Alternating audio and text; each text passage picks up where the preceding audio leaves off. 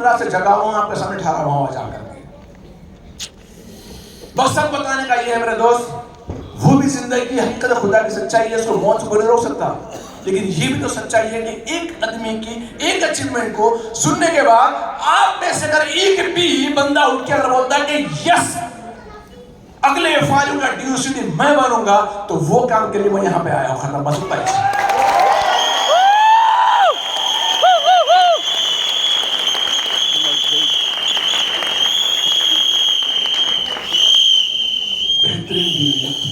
आप समझ नहीं पाए, कमर भाई ने कहा है कि परसों इनके सगे साले साहब की डेथ हो गई है, पूरा खानदान इनके घर पर है, और उसके बाद एक कल का टिकट इनका था वो कैंसिल किया, नया टिकट आज का लेकर आए हैं। The look at the commitment for you people. अगर ये नहीं होता तो आज हम यूजली के सेलिब्रेशन किसको करते और आपको कौन सी होप देते। और खमर ने हमसे कहा भी नहीं कि भैया इतना बड़ा चैलेंज है, नहीं तो इतना बड़ा चैलेंज होने के बाद खुद का गम और नहीं तो लोगों का गम के लोग क्या कहेंगे, अच्छा तुम चले गए, यहाँ तो हमारे घर में गम है। लेकिन really proud of you Qamar, तुम्हें जो किया उसके लिए, हम सब के लिए। थैंक यू भैया, थैंक यू सो मच। दोस्तों ये बात आप सोच सकते हैं कि 2019 में मैं भैया से मिलने गया था, सिर्फ आधे घंटे की मुलाकात। भैया मना करें बार बार खमर छोड़ो मत, तुम मत छोड़ो मत, भैया मैं आना चाहिए, क्यों मैं बस मिलना चाह रहा हूँ आपसे। एक आधे घंटे की मुलाकात, एक बार का शेक हैंड और एक हक। इसका खत्ते ये मतलब ये है कि पूरा हाल आके भैया को हक करके शेक हैंड करने बड़ा सा परेशानी की बात नहीं है। वो एक टाइम अलग था, हम पागल थे। और यकीन मानिए बात बिजनेस बोल रहा हूँ आपको, ये बिजनेस समझदार लोगों का नहीं है मेरे भाई, ये पागलों का बिजनेस है। जितने बड़े पागल होना उतना बड़ा चेक, उतना बड़ा बिजनेस। सुनिए, अच्छे समझदार लोग, पता नहीं रेस्पेक्ट कर दो सबकी में, अच्छे समझदार लोग बैठ के किताबें पढ़ेंगे, उस पर किस्से सुनेंगे, हाँ इन लोग 5 लाख रुपए कमा रहे हैं, 10 लाख रुपए कमा रहे हैं, हो सकता है ठीक है, अपनी भी तो इनकम है ना, अपने 25,000 कमा रहे हैं, 30,000 कमा रहे हैं, वो खाली उनकी अपनी सोच है, उनकी अपनी इनकम है। आइए चलते हैं इस बिजनेस के अंदर। 2020 में फरवरी 2020 में ब्रांड न्यू कार, घर में 3 कारें मौजूद थी, लेकिन उसके बावजूद बिजनेस में आने के बाद सिर्फ घर का साबुन शैम्पू बदले और साथ में ड्रीम चेंज कर, उसके बाद में सिर्फ 1,12 लाख रुपए की नई कार आ चुकी थी। ग्रुप में होप चलेगा कि भैया काम हो गया। शुरू से मैं थोड़ा तारीख आज मैं देखता हूं हमेशा, तो 20 फरवरी 2020 में मैंने कार ली और 27 मार्च को लगता है लॉकडाउन, और लॉकडाउन के बाद आती है 1 काली रात अंधेरी वाली 3 मई 2020। 2-3 बजे रात को मेरी बीवी की तबीयत खराब होती है, लॉकडाउन है, पूरा शहर बंद है, पूरा मौजूद, और हम बीवी बोलती है कि खमर थोड़ा घबराहट हो रही है, तबीयत खराब हो रही है। मतलब बेगम कुछ नहीं होगा, ठीक है मैं साथ में हूँ, तुम्हारी कोई परेशानी बात नहीं। सांस होकर ही खमर बहुत तबीयत खराब हो रही है मेरी। गाड़ी निकाली हम, मैं चलो हॉस्पिटल चलते हैं। वो टाइम हॉस्पिटल बंद, रोड बंद, पुलिस वाले जाने नहीं दे रहे, मैं वाला हटो चुप होगा देख लेंगे। और अब किस तरह के लिए बात बता दो, खुदा के लिए सबसे पहले बात बताना चाह रहा हूं आप लोगों से, अपनी बीवी से और अपने शौहर से रिलेशन अच्छा रखो खुदा के वास्ते प्लीज।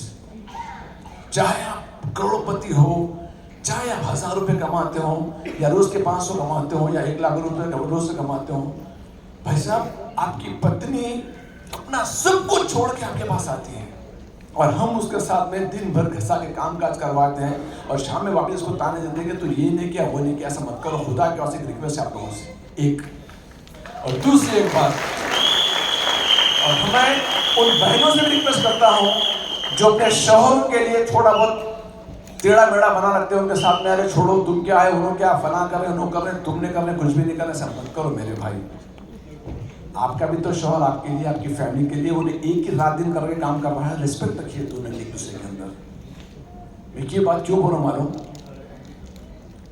19 साल मेरी शादी हुई, मेरी बीवी 14 साल की।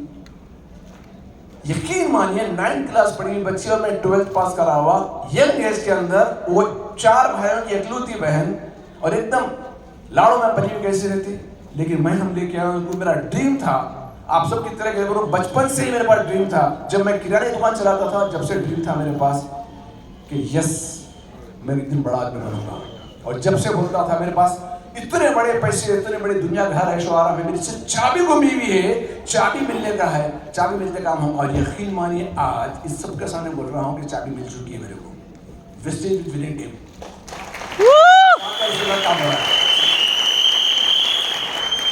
वापिस जब हम हॉस्पिटल के लिए लेके चलते हैं तो हॉस्पिटल डॉक्टर जाके एडमिट करने के से लेके डॉक्टर बोलते हैं कि भैया इनको कुछ नहीं हुआ, सब चीज ठीक ठाक है, सिर्फ शुगर थोड़ा सा बढ़ गई इनकी, एकदम हाई हो गई, बहुत ज्यादा परेशान है, बीपी पर साथ पड़ा हुआ है।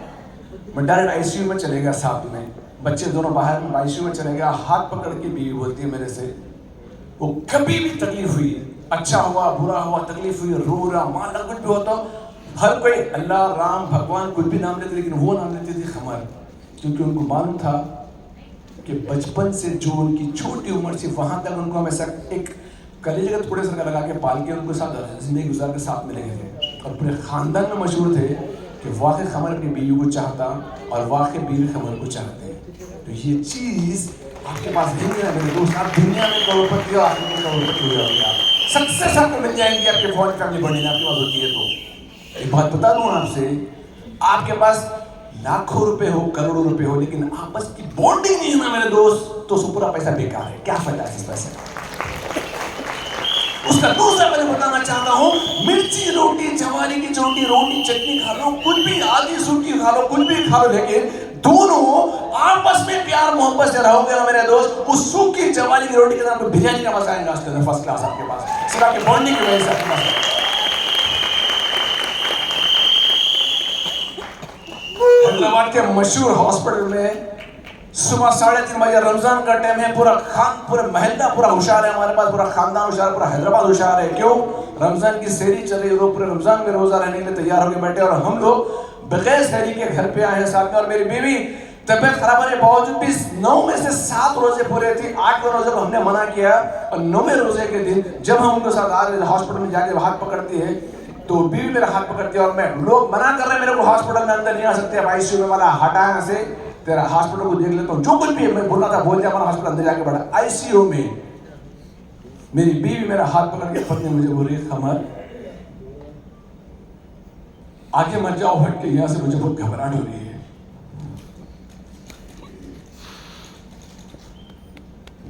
लास्ट लाइन आज तक मेरे को चुपती है दिमाग से अंदर। बीवी मेरा हाथ पकड़, मेरा बेटा अभी 1 मिनट में आया। ये पूरे हॉस्पिटल के बड़ी बदतमीजी दिखती है मेरे को, तुम इलाज तो कर दो, कम वक्त इलाज से पहले पैसे भर के, और पैसे भर के बिल भरने के लिए भेजा दिया बाहर। मैं निकल के हाथ छोड़ के बाहर गया, जैसे ही जाके बिल भरने के लिए पेमेंट वहां पे कर रहा हूँ, उसको थाने बेवकूफ आके पीछे के छूने गया था। जब बिल भर के पलट के देखा तो एकदम वो शीशा लगा हुआ था ग्लास के ऊपर उसके, जब देखा तो लोग उसको पंपिंग कर रहे हैं, उसको जो एकदम हार्ट का प्रेस कर रहे हैं। दरवाजा खोल के अंदर भाग के देखा तो फूटे इलेक्ट्रिक शॉक दे रहा, सब कुछ कर रहे, लेकिन 2 मिनट के अंदर मेरी बीवी मेरे को छोड़ के चले गई। मानो कि दुनिया पूरी जमीन से निकल गई, आसमान पूरा ढह गया। 2 ऑप्शन थे मेरे दोस्त उस टाइम के ऊपर, इतना दिमाग खराब हुआ, मैं बोला कि तो पूरे दवाखाने को आग लगा दो, डॉक्टरों को तोड़फोड़ कर दो, हर चीज मुझे अंगा लगा दो, पूरा खत्म। क्योंकि मैं मेरी बीवी को नीचे कंकर कर रहता बल्कि वो हाथ से हटा के छुपा के हटा देता था बाजू से।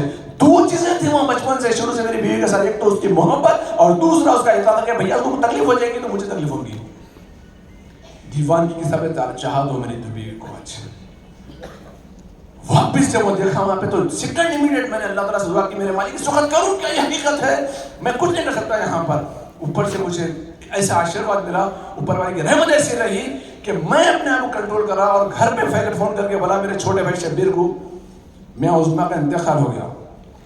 शब्बीर परेशान, बोले मैं तो गुस्सा हुआ, गुस्सा करो, आज मैं समझा रही क्या बात होगा ना भाई, हो गया इंतकाल, कुछ नहीं कर सकते। पूरा खानदान रोम बराट, एक आदमी घर के बाहर नहीं निकल सकता। लेकिन जब हम जब मैयत के लेके हमारे घर पर चले, उस्मा की डेड बॉडी लेके जब घर को गए, 300 लोग घर के सामने मौजूद थे बस। ना वो टाइम लॉकडाउन कोई देखा, ना कोई कोरोना देखा, हर कोई आगे बैठे हुए थे। किसी को यकीन नहीं आ रहा था कि ना बच्चे को, ना बड़े को, ना बुढ़े को, कि उससे इंतकाल हो गया। उसी दिन सुबह में 8 बजे फोन आता है एसपी भरेल सर का, खमर बड़ा दुख हुआ तुम्हारे को। मैं हूं सैदाबाद हैदराबाद में, जो जयपुर में बैठे हैं भरेल साहब, वहां से फोन करके पूछते हैं कि खमर अभी खबर आई, क्या ये सही है? मैंने भैया बिल्कुल सही है। आपकी खुशी में खुश होने वाले तो बहुत मिलेंगे मेरा दोस्त, आपके गम में वक्त के ऊपर ठहर के आपके बाजू फोन करके बोलने वाला कोई बंदा नहीं मिलेगा आपको, वो बंदा वफा नहीं मिलेगा।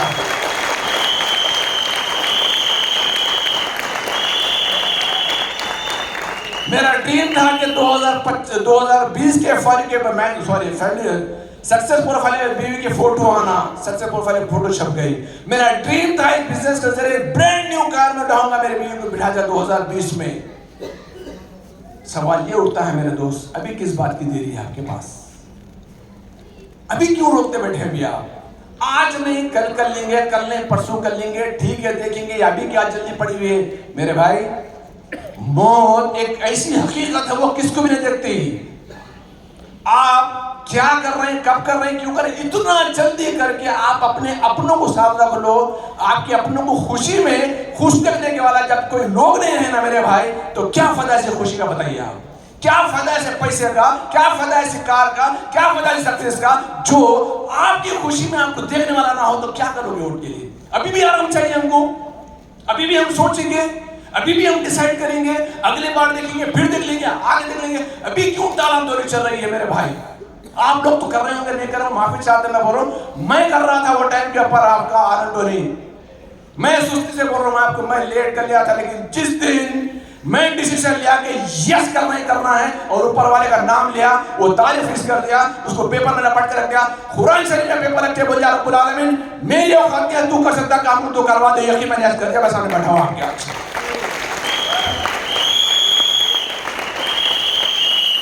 अगर आप भी किसी अपने को चाहते हो मेरे भाई, जल्द से जल्द कुछ कर लो, उससे पहले कि उसको कुछ हो जाए। क्या पता आपके माँ बाप कल रहे ना रहे, क्या पता हम में से कोई एक रहे ना रहे, क्या फायदा ऐसी अधूरी खुशी का? थोड़ा सा डिसीजन लीजिए और काम कीजिए। यहाँ पे हम और आगे बढ़ते चलते हैं, जैसा हुआ उसके बाद इमीडिएट बिजनेस स्टार्ट हो, स्टार्टिंग का 1 साल 1.5 साल बिजनेस में नहीं किया।